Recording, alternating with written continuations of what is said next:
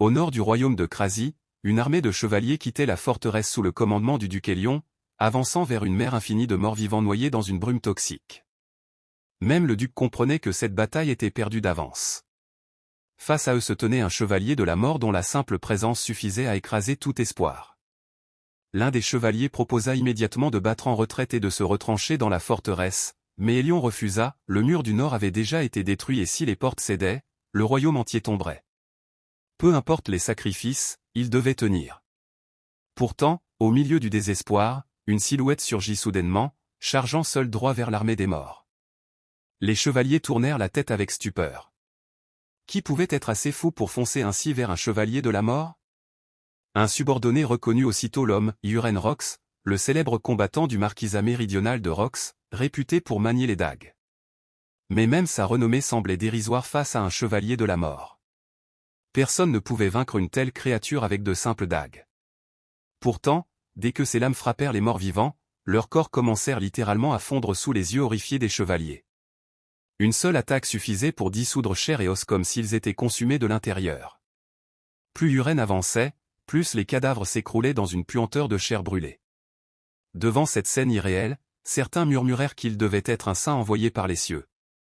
Mais Yuren, continuant d'abattre les monstres sans ralentir, répondit intérieurement avec irritation, « Un saint?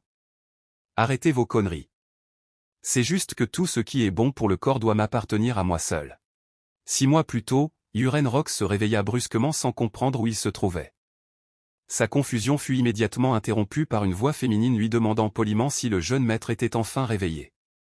Lorsqu'il leva les yeux vers elle, il resta complètement figé devant la beauté irréelle de la jeune femme, même si sa tenue étrange et l'épée accrochée à sa taille le troublaient. Elle lui demanda calmement comment il se sentait, et Yuren répondit instinctivement qu'il allait plutôt bien. Sans attendre davantage, elle annonça qu'elle allait chercher un prêtre avant de quitter la pièce si rapidement qu'il n'eut même pas le temps de l'arrêter pour lui poser une question. Encore perdu, Yuren sortit lentement du lit et posa ses pieds au sol, essayant de comprendre où il était réellement. Mais lorsqu'il aperçut son reflet dans le miroir, son visage se décomposa aussitôt. Son corps était énorme, couvert de graisse, au point qu'il se demanda où était passé le beau gosse séduisant qu'il était autrefois. Complètement paniqué, il se tint la tête en murmurant qu'il ressemblait maintenant à un porc et qu'il devait forcément être coincé dans un rêve absurde dont il finirait bientôt par se réveiller. Pourtant, le silence de la chambre fut brisé par l'arrivée du prêtre accompagné d'un homme imposant qui se révéla être son père. Le prêtre constata avec soulagement que le jeune maître s'était enfin réveillé tandis que son père, furieux, l'insultait déjà en affirmant qu'il avait traîné le nom de leur famille dans la boue. Pendant que le prêtre examinait ses blessures, expliquant que malgré le fait qu'il ait été battu jusqu'à perdre connaissance son état restait stable et la plupart de ses blessures déjà guéries, son père continua de le réprimander sans la moindre pitié. Il déclara même qu'il aurait préféré le voir mourir après avoir appris qu'il avait agressé sa propre fiancée. Selon lui, Yuren allait bientôt avoir 19 ans et continuait pourtant à vivre dans la paresse sans avoir éveillé la moindre aura, contrairement à son jeune frère déjà considéré comme talentueux. Le mot aura provoqua immédiatement un choc chez Yuren, mais son père poursuivit en lui ordonnant d'aller présenter ses excuses à sa fiancée dès qu'il serait capable de marcher. Totalement perdu, Yuren demanda de qui il devait s'excuser, ce qui fit exploser son père de colère encore davantage. Il lui rappela brutalement qu'il parlait d'Ilia, sa propre fiancée, et que si elle refusait de lui pardonner alors tout serait terminé pour lui. Pris de peur, Yuren accepta immédiatement. Mais tandis que son père quittait la pièce en lui ordonnant d'arrêter de salir le nom des Rox, un immense choc traversa soudainement l'esprit de Yuren. Il releva la tête avec stupeur et demanda alors si lui-même s'appelait réellement Yuren Rox avant de pointer du doigt son père en réalisant avec horreur que l'homme devant lui était Wellington Rox. L'atmosphère changea immédiatement. Wellington se retourna avec une rage terrifiante et lui envoya un puissant coup de poing au visage en hurlant qu'il osait appeler son propre père par son prénom. Yuren s'effondra violemment au sol tandis que le prêtre et le majordome tentaient de calmer Wellington. Alors qu'il perdait lentement conscience, Yuren pensa désespérément que tout cela était impossible et que ce ne pouvait être qu'un rêve. Un moment passa avant que Yuren Rox ne se réveille brusquement une nouvelle fois, incapable de comprendre pourquoi il ouvrait encore les yeux après tout ce qui venait de lui arriver. Alors qu'il essayait de reprendre ses esprits, la jeune femme s'approcha calmement de lui et lui demanda s'il était enfin réveillé. En voyant clairement son visage cette fois, Yuren resta figé avant de demander avec étonnement si elle était vraiment Arin. Elle confirma immédiatement d'un signe de tête, ce qui troubla encore davantage Yuren.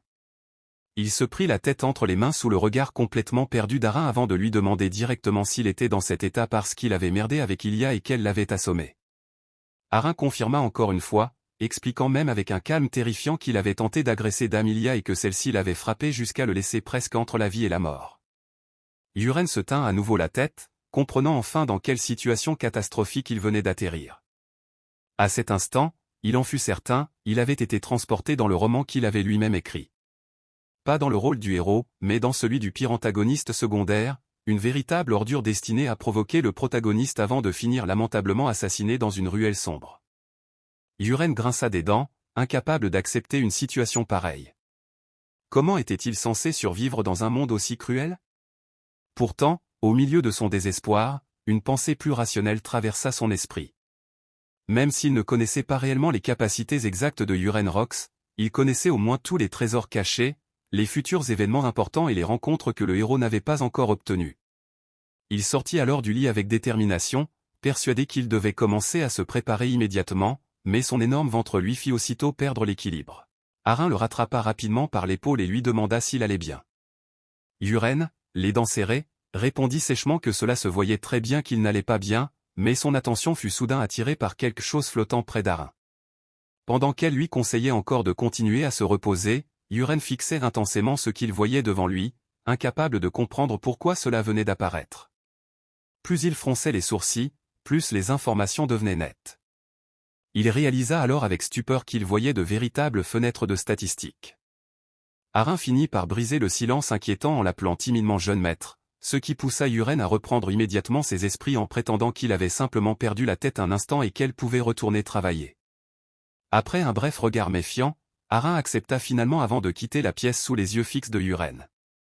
Resté seul, il observa attentivement les statistiques d'Arin et comprit rapidement que sa compétence l'épée fine faisait d'elle une combattante naturellement 10 fois plus talentueuse qu'un chevalier ordinaire. Pourtant, quelque chose attira encore davantage son attention, l'affinité. Complètement perdu, Yuren se demanda pourquoi un tel système existait dans ce monde, comme s'il se retrouvait soudainement dans une simulation de drague à cause de tous les jeux auxquels il jouait autrefois. Malgré son incompréhension totale, il remarqua cependant une chose importante, l'affinité d'Arin envers lui n'était pas négative malgré le comportement atroce du véritable Yuren Rox. Finalement, il se tourna vers le miroir afin d'observer ses propres statistiques, mais ses yeux et sa bouche s'ouvrirent immédiatement sous le choc lorsqu'il découvrit qu'il possédait plusieurs compétences spéciales. Parmi elles se trouvait une compétence appelée 4 cieux du clan Tang. Cette découverte fit instantanément tilt dans son esprit. Si cette compétence correspondait réellement au clan Tang du célèbre webtoon Wuxia qu'il adorait autrefois, alors cela signifiait qu'il existait dans ce monde des arts martiaux liés au poison et aux armes cachées. Ce monde était donc un mélange absurde de fantasy et de Wuxia. Mais au milieu de ce chaos, Yuren comprit une chose essentielle, s'il parvenait à mettre la main sur les véritables arts martiaux du clan Tang des 4 cieux, alors ce serait probablement sa meilleure chance de survivre dans ce monde monstrueux.